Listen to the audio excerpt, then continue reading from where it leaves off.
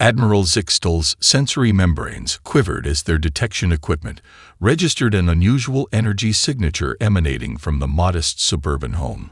The readings shouldn't have been possible, not from a Class 3 developing world like Earth. Yet there they were, patterns that resembled quantum field manipulations far beyond humanity's current technological level. Ambassador Chen, the Admiral addressed their guide, their translator converting their harmonic tones into smooth English. I request permission to investigate that dwelling. They gestured toward the blue two-story house with their primary appendage, trying to maintain diplomatic composure despite their growing scientific curiosity. The ambassador checked his tablet quickly. That's actually my home, Admiral. My daughter should be there with her caregiver. Would you like to meet them? The energy readings spiked again, drawing Zixtal's attention with even greater intensity. The patterns now resembled theoretical space-time calculations their own scientists had only recently begun to understand. Moving with a grace that belied their 3-meter height, the Admiral followed Ambassador Chen up the neat garden path. Inside, they found the source of the readings. A small human child, no more than 7 Earth years old, sat cross-legged in the center of what humans called a living room. Her eyes were covered by a sleek virtual reality headset, and her hands moved through the air with practiced precision, manipulating holographic controls that shimmered in the afternoon light. "Sarah," Ambassador Chen called out gently. "We have a visitor." The child held up one finger in a universal gesture for wait. "Just a second, Dad. I'm completing a gravity slingshot around this neutron star, if I time it right." Her fingers danced through a complex series of movements, and the Admiral's instruments registered a perfect calculation of gravitational assistance maneuvers that would have made their fleet's best navigators envious. There, Sarah pulled off her headset, revealing bright eyes and a triumphant smile. New personal record for the Crab Nebula run. Then she noticed Zixtal, and her eyes widened with delight rather than fear. "Oh wow, you're the alien Admiral Dad told me about. Do you want to see my game?" Before Zixtal could formulate a properly diplomatic response, Sarah was already pulling up the holographic display for external viewing. The Admiral watched in fascination as the child manipulated 3-dimensional star maps and navigation plots with casual ease. "This is Stellar Commander VR," Sarah explained, her fingers flying through menus.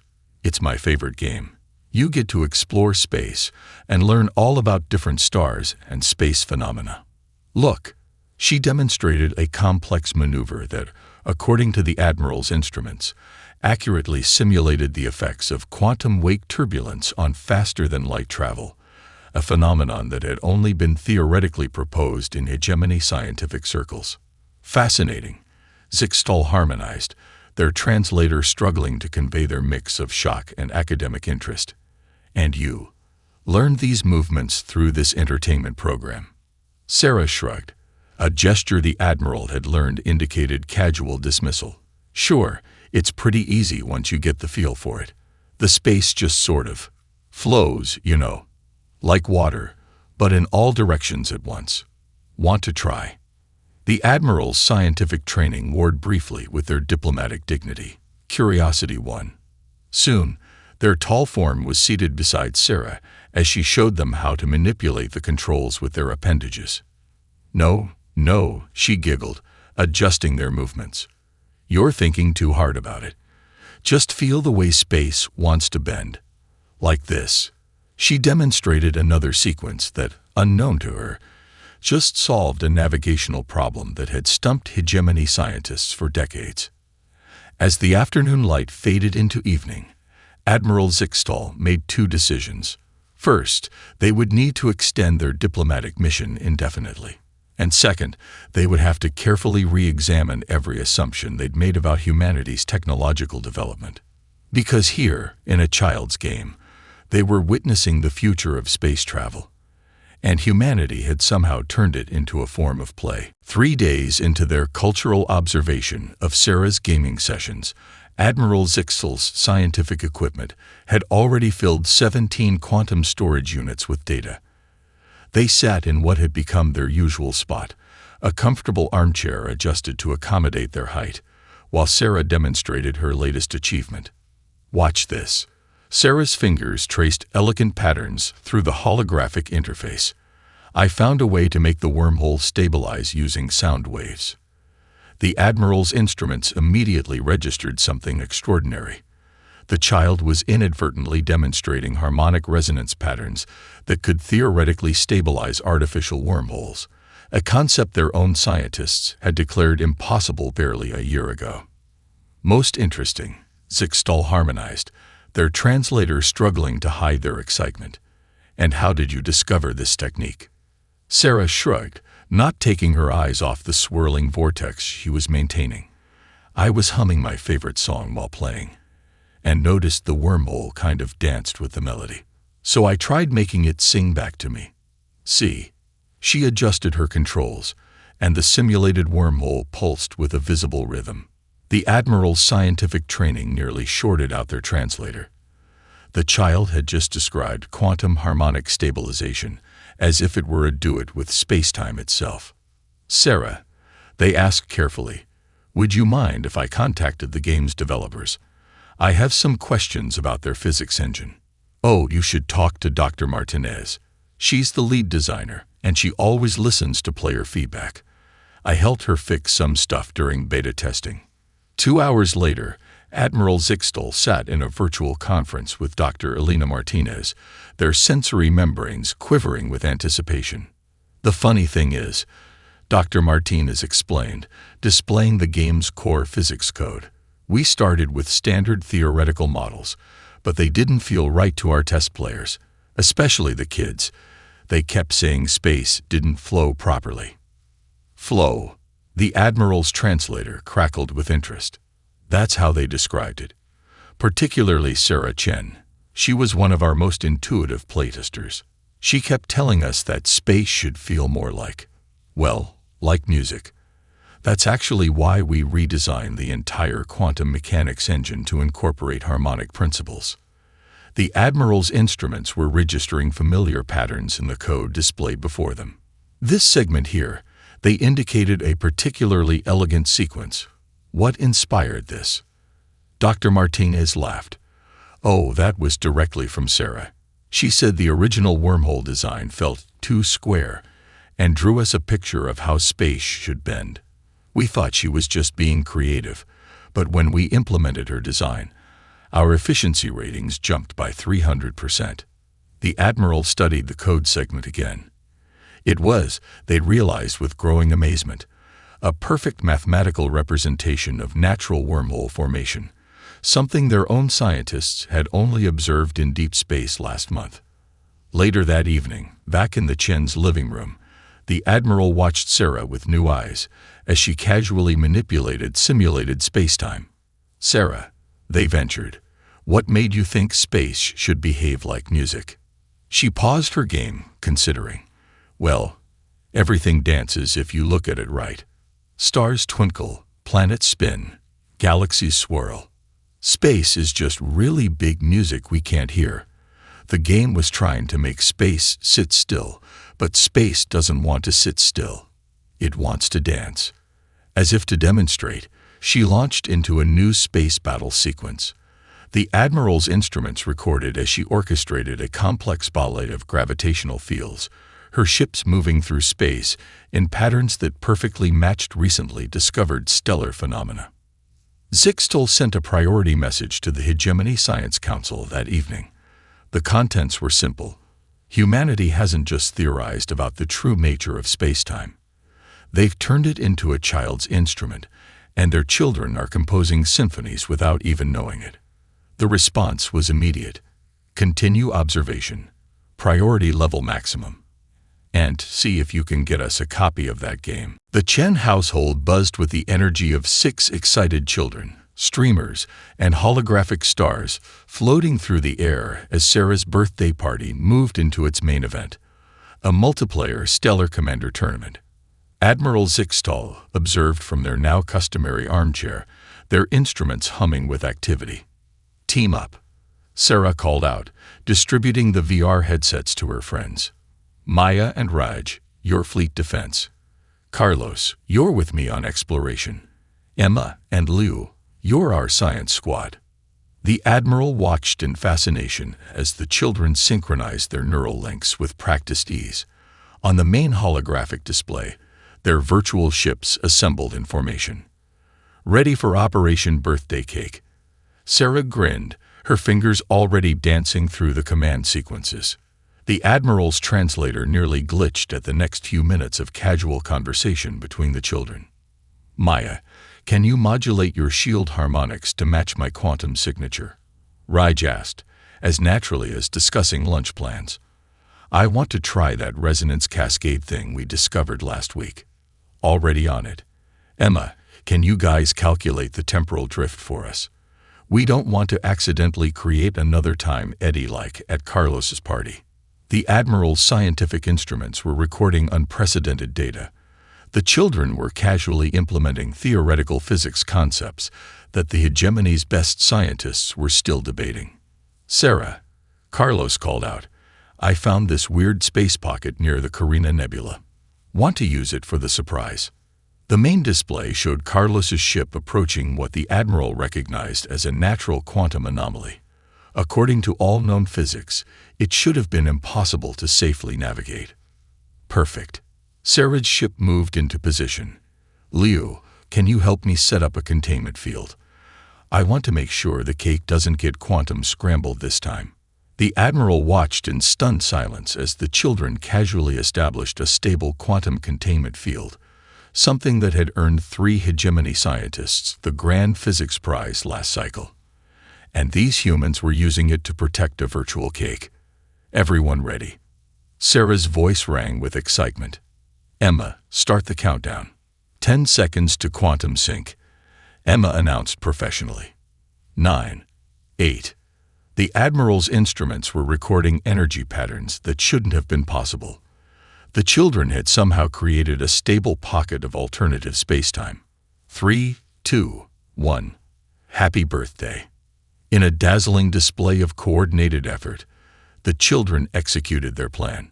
Maya and Raj's ships generated a protective quantum bubble. Carlos and Sarah's vessels created a stable wormhole pathway. Emma and Liu maintained the containment field.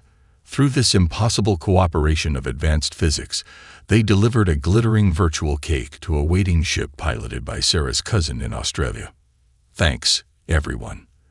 The cousin's voice came through clearly, despite the quantum interference that should have made communication impossible. The cake looks amazing. Wait till you see what happens when you cut it, Sarah giggled. We figured out how to make the quantum particles dance. The Admiral quickly adjusted their instruments as the virtual cake was cut, revealing an intricate pattern of quantum interactions that perfectly mimicked the human song, Happy Birthday, at a subatomic level. Later, after the party had moved on to traditional Earth cake and ice cream, the Admiral reviewed their recordings. In just under 15 minutes, 6 human children had demonstrated stable quantum entanglement fields, temporal stability control, cross-dimensional object transportation, harmonized quantum state manipulation, and at least 3 phenomena their instruments couldn't even classify. More importantly, they had done it all while laughing, playing, and caring more about the fun of surprising their friend than the revolutionary physics they were casually inventing. The Admiral added a personal note to their report that evening. The humans have not only mastered concepts we thought impossible, they have made them part of their children's play. We must consider the possibility that their approach to physics through joy and intuition might be more advanced than our centuries of structured study. Also, I find myself curious about the taste of this ice cream they all seem to enjoy so much. The Junior Space Simulator Championships filled Singapore's largest convention center with a sea of excited young faces. Admiral Zixtel stood beside Ambassador Chen in the VIP section, their sensory membranes tingling with anticipation as thousands of holographic displays sprang to life simultaneously. Quite a turnout, the ambassador commented proudly. This year we have participants from 87 countries. Sarah's team qualified for the advanced division. The Admiral's translator hummed as they processed this information, And all these young humans, they play at the same level. Oh no, Chen laughed. Some of them are absolutely brilliant. Watch Sarah's team. They've developed some unique strategies. The main holographic display showed hundreds of virtual ships organizing into fleet formations. The Admiral's scientific instruments were working overtime to process the sheer amount of theoretical physics being casually implemented by children ranging from ages 6 to 13. Ladies and gentlemen, the announcer's voice boomed, welcome to the final round of the Advanced Junior Division. Today's challenge: the Impossible Nebula. The virtual arena transformed into a stunning recreation of a complex nebula field. The Admiral's appendages trembled as they recognized the pattern. It was an almost perfect match for the notorious hegemony training scenario, the unwinnable path, which had stumped their best pilots for decades. Sarah's team appeared on the main screen, her 5 teammates coordinating with practiced ease, ready for the solar slingshot surprise. She asked, grinning. Wait, one of her teammates, Maya, interrupted. I've been thinking, what if we combine it with that weird gravity thing we found last week? The Admiral watched in fascination as the children quickly discussed their strategy, casually describing physics concepts that would merit multiple doctorate degrees in the hegemony. Competitors ready. The announcer called. Begin in 3, 2, 1. What followed could only be described as a revolution in spatial mechanics. Sarah's team's ships moved in ways that should have been impossible, weaving between solar flares and radiation fields as if they were dancing through a cosmic ballet. Now, Sarah called out.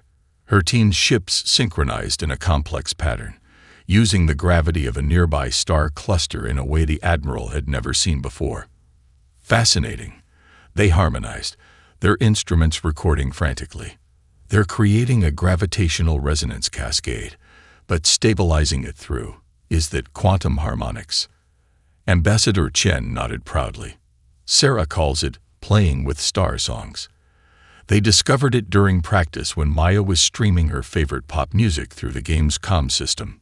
The maneuver worked brilliantly. Sarah's team's ships rode the gravitational waves like surfers, achieving speeds that the Admiral's instruments initially registered as errors. The audience erupted in cheers as they completed the supposedly impossible course in record time. How? The Admiral asked, their translator struggling to convey their mix of academic excitement and confusion. That nebula configuration was designed to be unnavigable. Really? Sarah bounced up to them during the break, still flushed with victory. But space always leaves little paths, like whispers between the stars. You just have to listen for them. The Admiral made a note to include this poetic description in their scientific report, suspecting it might contain deeper truth than any formal theory. The awards ceremony was a blur of cheering, medals, and excited children comparing strategies. The Admiral observed as competitors from different teams immediately began sharing their discoveries, no concept of keeping their innovations secret. Did you see how the Brazilian team used quantum tunneling for their shortcuts? Sarah chatted animatedly with a young competitor from Kenya. We should totally try combining that with our gravity dance. The Admiral's final report that evening included a crucial observation. Humanity's children have not only mastered impossible physics, they freely share their discoveries, viewing them not as academic achievements, but as toys to be enjoyed together. We must consider the possibility that this collaborative play might advance space science more quickly than our traditional research methods. They added a personal note, and we should probably start studying their music.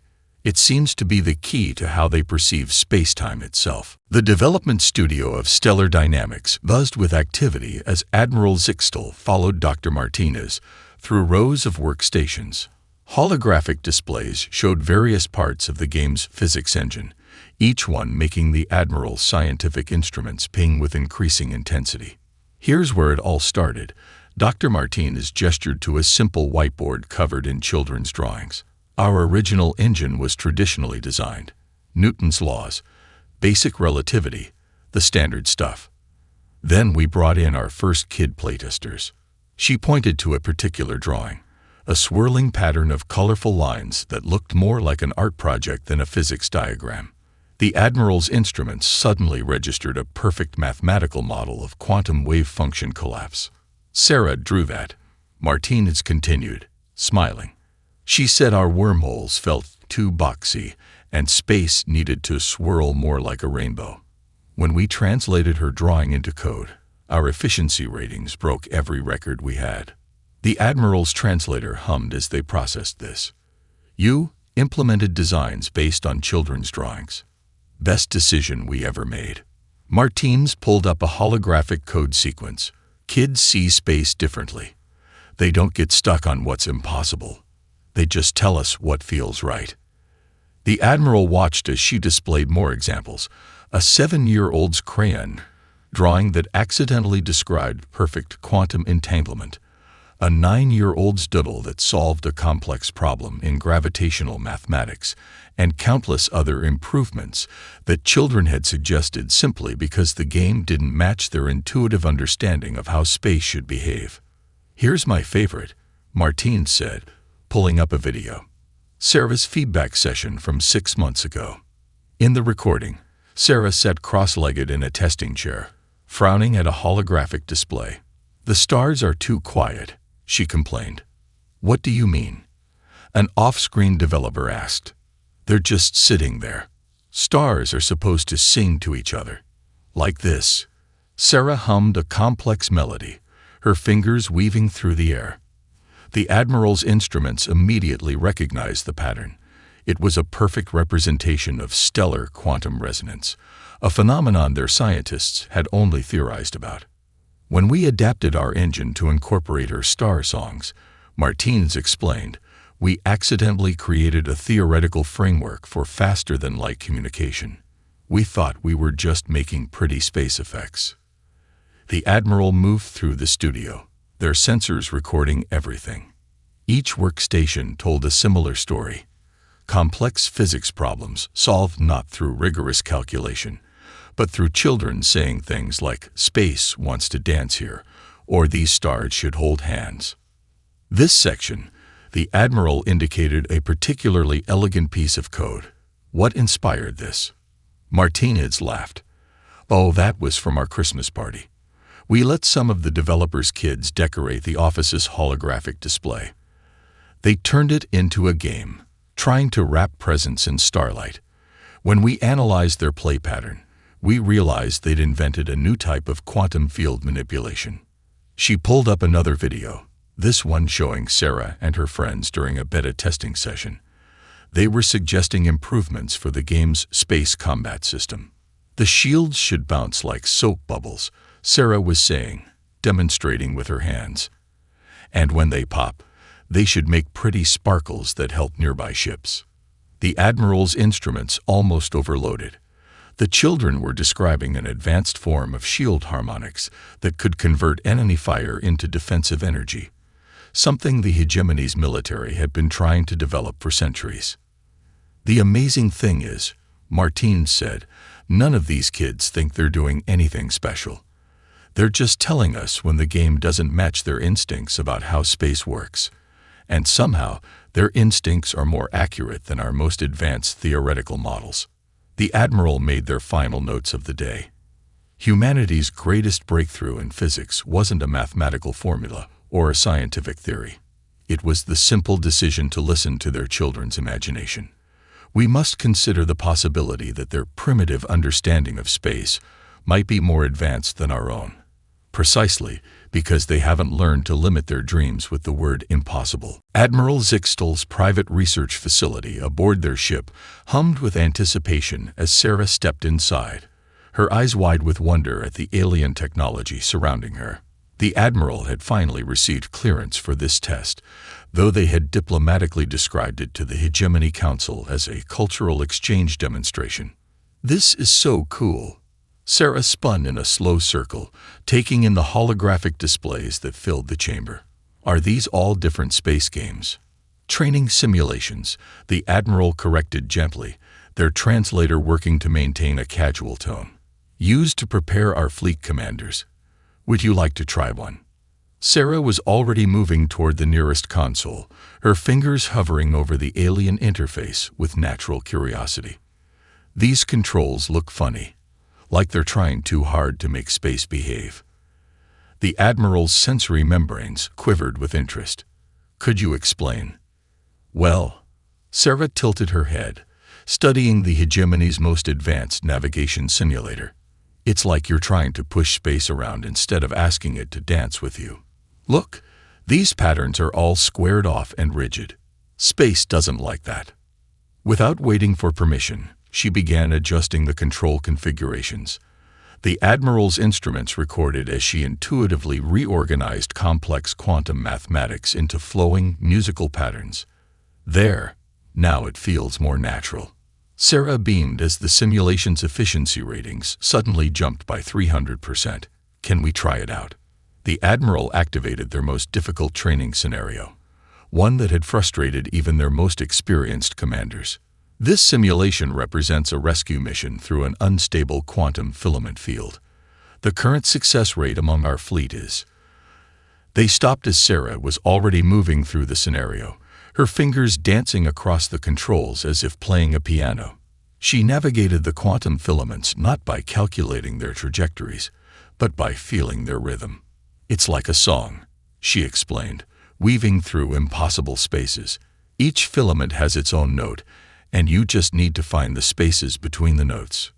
See, she demonstrated a maneuver that the Admiral's instruments indicated should have been physically impossible. Fascinating, they harmonized, quickly adding another layer of sensors to record her techniques. And how did you know that would work? I didn't, but space usually shows you the fun paths if you're willing to play along. Ooh, what's this scenario? The next 3 hours were a revelation. Sarah approached each hegemony training simulation not as a military exercise or a physics problem, but as a new game to explore.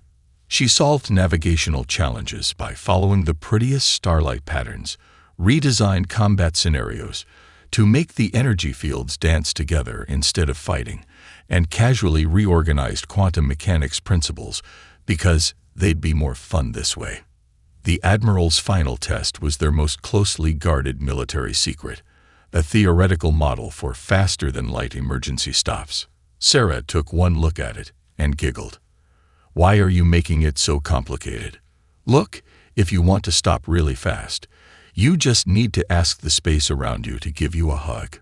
She demonstrated, using the simulation's controls to create a pattern that looked like a child's drawing of an embrace. The Admiral's instruments nearly overloaded as they recorded the first successful implementation of quantum spatial compression they had ever seen. Later that evening, after Sarah had gone home excited about her playdate with alien video games, the Admiral sat in their command chair, reviewing the day's data. Their report to the Hegemony Council was simple but revolutionary. The human child has not only mastered our most advanced systems, she has improved them by removing the very scientific frameworks we thought were essential. While we have spent centuries trying to impose order on space, humanity's children have learned to embrace its chaos as a playmate. Their intuitive understanding, developed through games and imagination, has surpassed our structured knowledge. They added a personal note. Also, we may need to completely redesign our training programs. Apparently, they would be more fun that way. And based on today's results, that might be the most scientifically sound approach I have ever encountered. The Hegemony Science Council chamber, normally a place of austere dignity, had been transformed. Holographic displays lined the curved walls, and each of the 12 council members sat with human VR headsets carefully adjusted to fit their varied physiologies. Admiral Zixtel stood in the center, their sensory membranes tingling with anticipation. Honorable Council, they began. Rather than present my findings through traditional methods, I believe a direct demonstration is required. They nodded to Sarah, who stood beside them, practically bouncing with excitement. Hi everyone. Sarah waved, completely unfazed by the assembly of the galaxy's most prestigious scientists. Who's ready to play Stellar Commander? The council members shifted uncomfortably. First speaker call, Their crystalline form shimmering with skepticism spoke. "Admiral, is this entertainment program truly worthy of the Council's time?" "Trust in the process." First speaker, the Admiral replied. "Sarah, would you show them the Rainbow Nebula scenario?" Sarah's fingers danced across the master control panel, and suddenly the entire chamber transformed into a swirling nebula of impossible colors. The Council members gasped. Their species could perceive many more colors than humans, and the display was automatically adjusting to each of their visual ranges. "First, you have to feel the Starlight song," Sarah explained, guiding them through the basics. "See how each color has its own melody. Now try moving your ships through the spaces between the notes." The Admiral watched their instruments with satisfaction as the Council members began to experience what they had discovered. First speaker Catal was the first to react. This is impossible." Their crystalline form vibrated with shock. "I'm achieving stellar quantum resonance without any calculations at all." "Of course," Sarah laughed. "The stars want to sing together. You just have to help them find the right harmony." One by one, the Council members discovered what humanity's children had known all along. Third speaker Marin, a being of pure energy, managed to create a stable quantum tunnel by playing tag with gravity. Seventh speaker Halox, a silicon-based life form, accidentally solved a century-old physics paradox while trying to make the asteroids dance. "But how do you know which patterns will work?" Fourth speaker Vitin demanded, their gas cloud form swirling with confusion. "You don't." Sarah spun her virtual ship in a joyful loop. "That's what makes it fun. Space likes to surprise you. Watch this." She demonstrated her famous solar slingshot surprise, but this time added a new twist that made her ship spiral through dimensions the Council members hadn't even known existed. "Remarkable." First speaker Catal harmonized. "In all my centuries of study, I never considered that space-time could be playful." The Admiral's instruments recorded unprecedented patterns as the Council members began to experiment like children, free from the constraints of formal physics. They shared discoveries, laughed at unexpected results, and gradually began to understand what humanity had stumbled upon. "Look," Sarah pointed excitedly. Eighth speaker Rommel found a way to make quantum particles play hopscotch. "That's so cool." Indeed, the typically reserved Rommel had discovered an entirely new form of particle interaction, simply by approaching quantum physics as a playground rather than a laboratory. As the session concluded, the Council members seemed transformed.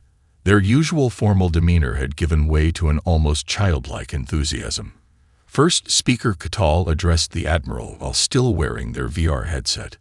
"We must reconsider everything we thought we knew about scientific advancement," they declared. "These human children, through play and imagination, have grasped concepts our finest minds couldn't reach through millennia of structured study." The Admiral nodded, watching as Sarah taught two Council members how to braid solar flares into pretty patterns, accidentally creating a new form of sustainable fusion power in the process. Perhaps, First speaker Catal continued, their crystalline form glowing with newfound insight, "The true measure of a civilization's advancement isn't their accumulation of knowledge, but their ability to retain their sense of wonder. Can we play one more round?" Seventh speaker Halox asked, sounding remarkably like an eager child. "I almost figured out how to make a black hole purr." 6 months after the Council presentation, Admiral Zixtal stood in the grand atrium of the newly established Human Hegemony Gaming Academy.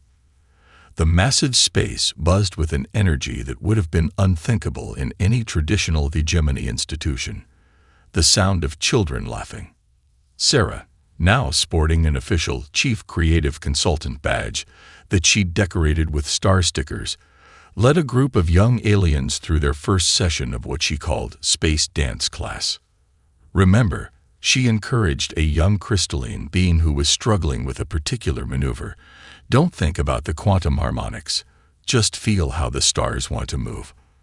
Like this. She demonstrated the motion, her ship in the simulation gracefully weaving through what the Admiral's instruments recognized as a complex 11-dimensional space fold.